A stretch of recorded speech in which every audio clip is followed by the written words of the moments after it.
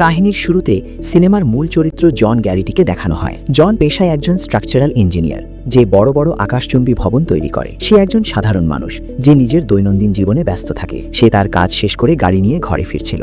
তখন সে পৃথিবীর সোলার সিস্টেমে ক্লার্ক নামে একটি উল্কাপিণ্ড এগিয়ে আসার নিউজ শুনতে পায়। এরপর সে ঘরে ঢুকলো। তখন আমরা সেখানে তার স্ত্রী অ্যালিসনকে দেখি, যে ট্রেডমিলে দৌড়চ্ছিল। শুরুতেই আমরা এটাও জানতে পারি যে জন এবং অ্যালিসনের সম্পর্ক ঠিক নেই। দুজনের মধ্যে দূরত্ব রয়েছে এবং সবসময় কোনো না কোনো উত্তেজনা বিরাজ করে। কিন্তু একটি সুতো তাদের দুজনকে বেঁধে রেখেছে, তাদের ছেলে নাথান। সেখানে তখন নাথানকে দেখতে পাই। নাথান খুব নিষ্পাপ এবং আদুরে এক বাচ্চা, কিন্তু তার ডায়াবেটিস আছে এবং তাকে ইনসুলিন ইনজেকশনের উপর নির্ভর করতে হয়। আসলে নাথানেরও সবসময় মন খারাপ থাকে, কেননা জন ও অ্যালিসন নিজেদের মধ্যে দূরত্ব বজায় রাখে। এটাই তার সবচেয়ে বড় দুর্বলতা এবং সামনে গিয়ে এটিই গল্পটিকে আরও বেশি আবেগপূর্ণ এবং বিপজ্জনক করে তুলবে। এখন জন তার প্রতিবেশী এবং বন্ধুদের সাথে বাড়িতে বারবিকিউ পার্টির আয়োজন করে, যাতে সবাই মিলে এই ধূমকেতু দেখার আনন্দ নিতে পারে। সবারই মনে হচ্ছিল যে সন্ধ্যার সবচেয়ে বড় আকর্ষণ হবে ধূমকেতু ক্লার্ককে দেখা। সেই সময় জনের স্ত্রী অ্যালিসন তাকে বিয়ার নিয়ে আসতে বলে, কারণ অতিথি অনেক বেশি আসবে। জন তখনই নাথানকে সাথে নিয়ে মার্কেটের উদ্দেশ্যে বেরিয়ে পড়ে। সেখানে পৌঁছে তারা দেখে যে আকাশে শত শত সামরিক বিমান উঠছে। এটি দেখে জনের বুক কেঁপে ওঠে। সে দ্রুত সুপারমার্কেটের ভেতরে গিয়ে জিনিসপত্র সংগ্রহ করার চেষ্টা করে। তখনই তার কাছে US department of homeland security থেকে একটি ইমার্জেন্সি অ্যালার্ট আসে, যেখানে তাকে বলা হয় যে তার স্ত্রীকে এবং তার ছেলেকে একটি নিরাপদ স্থানে নিয়ে যাওয়ার জন্য নির্বাচন করা হয়েছে। সেই জিনিসপত্র নিয়ে নিজের বাড়ির দিকে ফিরে আসে। পথে এখন সামরিক বিমানের পাশাপাশি সামরিক ট্যাঙ্কও রাস্তায় নামিয়ে দেওয়া হয়েছে। এসব দেখে সে কিছুই বুঝতে পারছে না, কারণ নিউজ চ্যানেল তো বলেছিল যে ধূমকেতুটি কেবল দেখার মতো একটি আকর্ষণ হবে। তারপর সে দ্রুত বাড়ির দিকে দৌড়ায় এবং তার স্ত্রীকে বলে যে তার কাছে একটি ইমার্জেন্সি অ্যালার্ট এসেছে। কিন্তু অ্যালিসন তাকে বলে যে নিউজে তো এত ভয়ের কিছু দেখাচ্ছে না, হতে পারে ওটা মক ড্রিল। জন বলে যে সরকার আমাদের কাছে কিছু লুকাচ্ছে। আমেরিকার অর্ধেক সামরিক বিমান এবং ট্যাঙ্ক রাস্তায় নেমে এসেছে। তখনই তারা দুজন লিভিং রুমে সেই দৃশ্য দেখার জন্য দৌড়ায়, যার জন্য সবাই অধীর আগ্রহে অপেক্ষা করছিল। যেটি দেখার জন্য নিউজ অ্যাঙ্কার এবং সকল অতিথি উত্তেজিত হয়ে পড়ে। এখন ধূমকেতুটি আটলান্টিক মহাসাগরের দিকে পড়ে, কিন্তু কোনো বিস্ফোরণ দেখা যায় না। সবাই ভাবনায় পড়ে যায় যে যদি ধূমকেতুটি পড়লই তবে বিস্ফোরণ হলো না কেন। তখনই জনের ঘর খুব জোরে কাঁপতে শুরু করে, যেন কোনো ভূমিকম্প হয়েছে।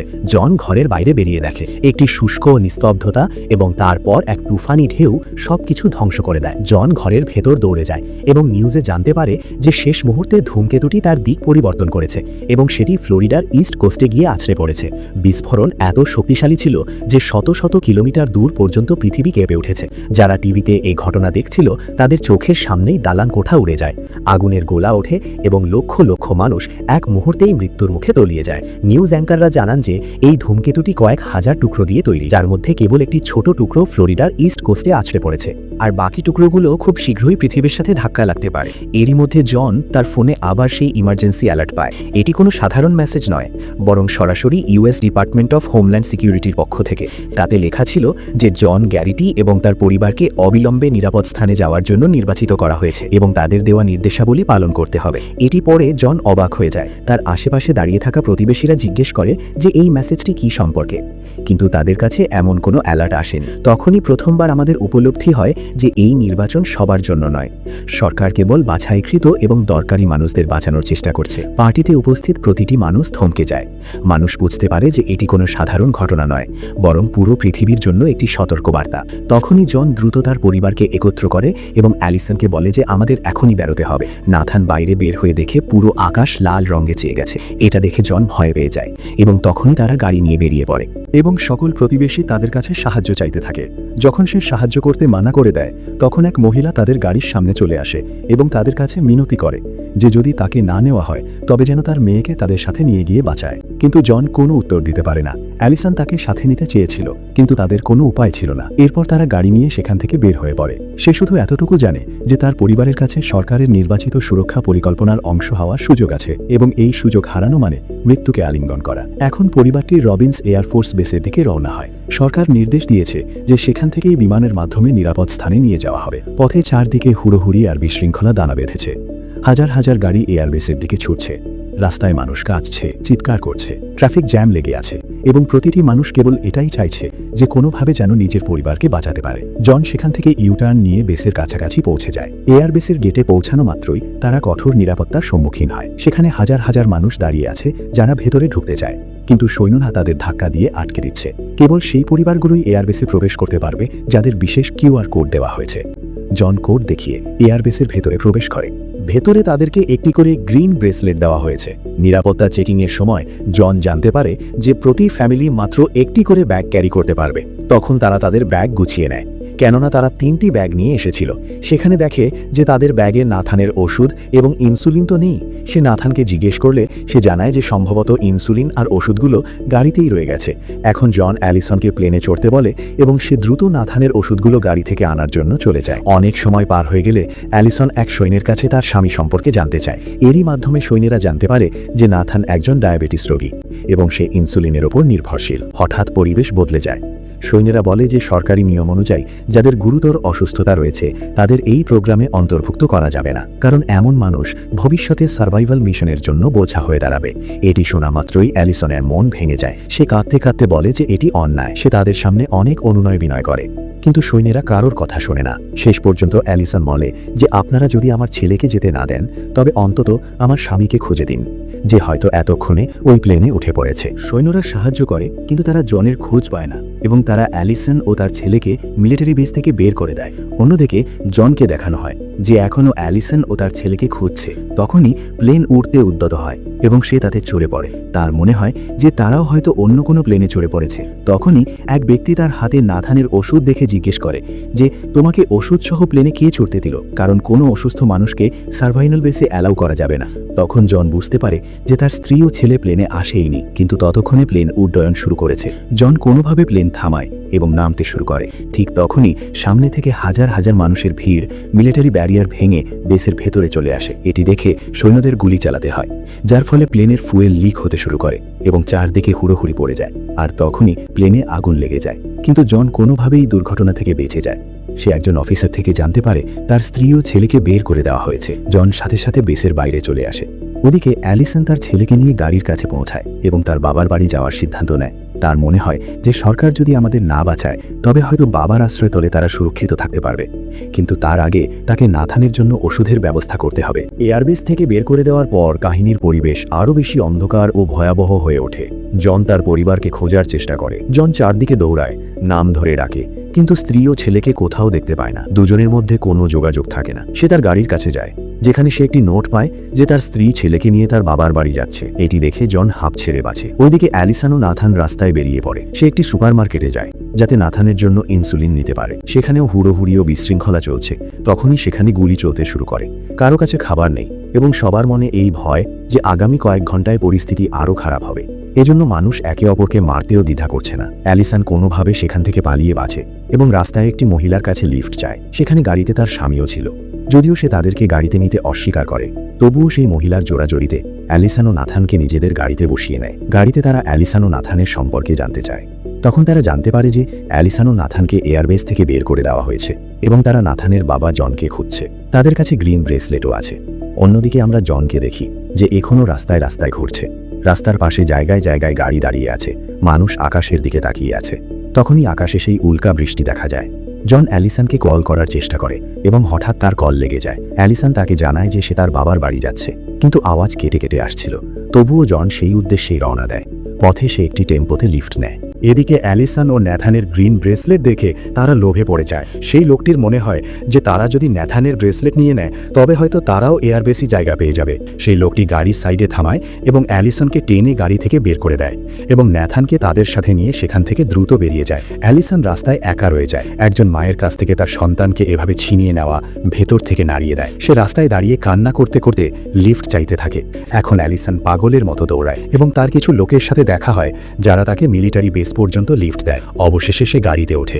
অন্যদিকে কিছুক্ষণ যাওয়ার পর জনের সামনে বসে থাকা লোকটির চোখে তার গ্রিন ব্যান্ড পড়ে যায় এবং সে সেটি দাবি করতে শুরু করে, কিন্তু জন জানায় যে ব্যান্ডটি আমার নামে রেজিস্টার্ড, তোমার কোনো কাজে আসবে না।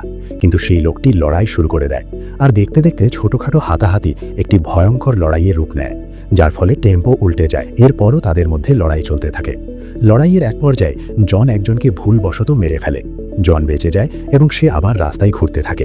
এদিকে সেই দম্পতি ন্যাথানকে নিয়ে মিলিটারি বেসে পৌঁছে গিয়েছে এবং তারা ন্যাথানকে হুমকি দেয় যে সে যদি কাউকে সত্যি কথা বলে তবে সে তার মায়ের সাথে আর কোনোদিন দেখা করতে পারবে না। তারা গাড়ি থামায় এবং দেখে যে সব জায়গায় ভিড় দেখা যাচ্ছে। তারা ভিড় ঠেলে মিলিটারি বেসের ভেতরে প্রবেশের চেষ্টা করে। তারা সৈন্যদের বলে যে এই নাথান তাদের ছেলে এবং আমরাই ওর বাবা মা। আমাদের ব্রেসলেট কোথাও হারিয়ে গেছে, কিন্তু প্রমাণ হিসেবে আমাদের কাছে নাথানের ব্রেসলেট আছে। তখনই সৈন্যটি নাথানের কান্নাকাটি করা মুখ দেখে এবং নাথানও সত্যিটা বলে দেয় যে এই লোকগুলো আমার মাকে রাস্তায় ধাক্কা দিয়ে ফেলে দিয়েছে এবং আমাকে অপহরণ করে এখানে নিয়ে এসেছে। সৈন্যটি তখনই নাথানকে ওই দম্পতির কাছ থেকে ছিনিয়ে নেয় এবং তাদের হাতকড়া পরিয়ে দেয়, আর নাথানকে নিরাপদে বেসের ভেতরে নিয়ে যাওয়া হয়। এখন আমরা দেখি অ্যালিসন মিলিটারি বেসে পৌঁছায় এবং চিৎকার করে সবাইকে জিজ্ঞেস করে তার ছেলে কোথায়। সে জানায় তার ছেলের নাম নাথান এবং এক দম্পতি তাকে অপহরণ করেছে, কিন্তু কেউ কিছু বুঝতে পারে না। সে মিলিটারি বেসের আরও ভেতরে যায়। সেখানে তার এক ব্যক্তির সাথে দেখা হয় যে তাকে জানায় সে তার ছেলেকে দেখেছে। সে তাকে মিলিটারির অনেকগুলো তাঁবুতে নিয়ে যায়, কিন্তু নাথানকে কোথাও পাওয়া যায় না। অবশেষে একটি তাঁবুতে নাথানকে দেখা যায়। মা ছেলে একে অপরকে কাঁদতে কাঁদতে জড়িয়ে ধরে। অ্যালিসন তার ছেলের কাছে ক্ষমা চায় যে এমনটা আর কখনো হবে না। এক নার্স তাকে গিয়ে বলে যে আপনার ছেলে খুব সাহসী, এবং সে অ্যালিসনকে জিজ্ঞেস করে তারা কোথায় যাচ্ছে। অ্যালিসন জানায় তারা তার বাবার বাড়ি যাচ্ছে। তখন নার্স তাদের সাহায্যের জন্য তাদের ব্যাগে অনেক ওষুধ এবং প্রয়োজনীয় সামগ্রী ভরে দেয় এবং জানায় যে একটি মিলিটারি বাস এই পথ দিয়ে যাচ্ছে, আমরা আপনাদের সেখানে ছেড়ে দেব। এটি শুনে সে নার্সকে জড়িয়ে ধরে। এখানে পৌঁছাতে পৌঁছাতে সিনেমার পরিবেশ অত্যন্ত গম্ভীর ও আবেগপূর্ণ হয়ে ওঠে। একদিকে জন একা এবং আহত অবস্থায় তার স্ত্রী ও ছেলের সাথে দেখা করার চেষ্টা করছে, অন্যদিকে অ্যালিসন এবং ন্যাথানও এখনও পুরোপুরি নিরাপদ নয়। আর আকাশে প্রতি মিনিটের সাথে সাথে ধূমকেতুর আঘাতে পৃথিবীর অংশগুলো ধ্বংস হয়ে যাচ্ছে। জন কোনো মতে অ্যালিসনের বাবার বাড়িতে পৌঁছায় এবং সেখানে দেখে যে অ্যালিসন ও তার ছেলে এখনও সেখানে পৌঁছায়নি। এখন অ্যালিসনের বাবা এবং জন ঘাবড়ে যায়। তারা তাকে কল করতে থাকে এবং এদিকে আমরা এলাকায় একটি মিলিটারি বাস আসতে দেখি। সেখান থেকে অ্যালিসন ও ন্যাথান নামার পর অ্যালিসন একটি লোকাল ফোন বুথ থেকে জনকে কল করে। তখনই জন এবং তার বাবা তাদের দুজনকে আনতে দৌড়ায় এবং অবশেষে তারা তাদেরকে খুঁজে পায়। তারা আবেগী হয়ে একে অপরকে জড়িয়ে ধরে। তারা তাদের বাড়িতে পৌঁছায় এবং নিউজে দেখতে পায় যে আকাশে বারবার আগুনের গোলা চমকাচ্ছে, সব জায়গায় ধ্বংস আর মৃত্যুর খবর। বিজ্ঞানীরা এখন খোলাখুলি বলছেন যে এই ধূমকেতু পৃথিবীর সাথে ধাক্কা খেতে চলেছে এবং এর প্রভাবে পুরো দুনিয়া নষ্ট হয়ে যাবে। নিউজে বলে যে সরকার গ্রিনল্যান্ডে নিউক্লিয়ার ওয়ার থেকে বাঁচতে যেই বাংকার তৈরি করেছে সেখানে গ্রিন ব্যান্ডধারী নির্বাচিত মানুষদের নিয়ে যাওয়া হচ্ছে। জন বলে আমাদের সেখানে যেতেই হবে, এছাড়া আর কোনো জায়গা অবশিষ্ট নেই। সরকার শুধু কিছু নির্বাচিত মানুষকে বাঁচানোর সিদ্ধান্ত নিয়েছে। জন তাদেরকে তৈরি হতে বলে, কারণ এছাড়া আর কোনো পথ খোলা নেই। অ্যালিসনের বাবা জনের উপর রাগ করে আছেন, কারণ জন অন্য কোনো মহিলার সাথে তার স্ত্রী অ্যালিসনের সাথে প্রতারণা করেছিল, কিন্তু জন তাকে বিশ্বাস করায় যে এমনটা আর কখনো হবে না এবং সে তার স্ত্রী ও ছেলের সবসময় খেয়াল রাখবে। অ্যালিসন তার বাবাকেও তৈরি হতে বলে, কিন্তু তিনি খুব আদর করে বলেন যে তোমরা নাথানকে নিয়ে বেরিয়ে পড়ো, আমি এখানেই থাকবো, কিন্তু তোমাদের চেষ্টা করতে হবে যেন কোনোভাবে গ্রিনল্যান্ড পৌঁছতে পারো। এটি শুনে অ্যালিসন কেঁদে ফেলে।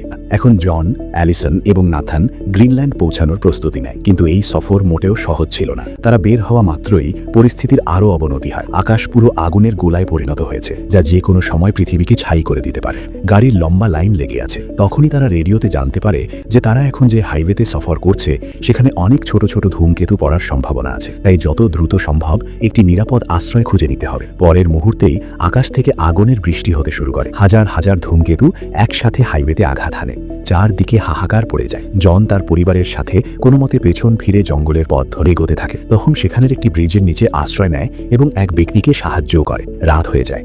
পরিবেশ কিছুটা শান্ত হওয়ার পর অবশেষে তারা জানতে পারে যে কিছু প্রাইভেট পাইলট এবং তাদের বিমান গ্রিনল্যান্ডের দিকে যাওয়ার চেষ্টা করছে। তখন তারা সেদিকেই রওনা দেয়। তখনই একটি এমার্জেন্সি ব্রডকাস্টে জানানো হয় যে সকাল 8টার সময় একটি ফুটবল স্টেডিয়ামের চেয়েও বড় ধূমকেতু পূর্ব ইউরোপে আছড়ে পড়বে এবং এটি সেই ধূমকেতুর চেয়েও কয়েক গুণ বড় এবং ভয়ঙ্কর হবে, যেটি ডাইনোসরদের পুরো প্রজাতিটি কয়েক মিনিটে শেষ করে দিয়েছিল। এটি শুনে সবাই হতভম্ব হয়ে যায়, কারণ তারা হয়তো এই সময়ের আগেই গ্রিনল্যান্ডের সেই বাংকারে পৌঁছাতে পারবে না। কিন্তু অ্যালিসন জনকে সান্ত্বনা দেয় যে তারা একটু দ্রুত গেলে বেঁচে যাবে। তারা সারা রাত সফর করে এয়ারপোর্টে পৌঁছায় এবং দেখে যে সেখানে মাত্র দুটি বিমান আছে, একটি উড়াল দিয়েছে এবং অন্যটি রানওয়েতে চলে এসেছে। সে সব গ্রিল ভেঙে গাড়ি সরাসরি রানওয়েতে বিমানের সামনে দাঁড় করিয়ে দেয় এবং বিমানটি থেমে যায়। কিছুক্ষণ তর্কের পর তারা বিমানে জায়গা পায়, কিন্তু ধূমকেতু আসতে আর মাত্র কয়েক ঘন্টা বাকি এবং তারা এখনও গ্রিনল্যান্ড থেকে অনেক দূরে। এসব ভাবতে ভাবতে জনের চোখ লেগে আসে। সে তার স্ত্রী ও ছেলের সাথে কাটানো সব ভালো মুহূর্তগুলো মনে করতে থাকে। কে জানে এটাই হয়তো শেষ যাত্রা। এরই মধ্যে সকাল হয়ে যায়। এবং ধূমকেতু পড়ার আর মাত্র 10 মিনিট বাকি। এয়ার কন্ট্রোল থেকে সকল বিমানকে ইমার্জেন্সি ল্যান্ডিংয়ের নির্দেশ দেওয়া হয়। তখনই বিমানটি জোরে জোরে কাঁপতে শুরু করে।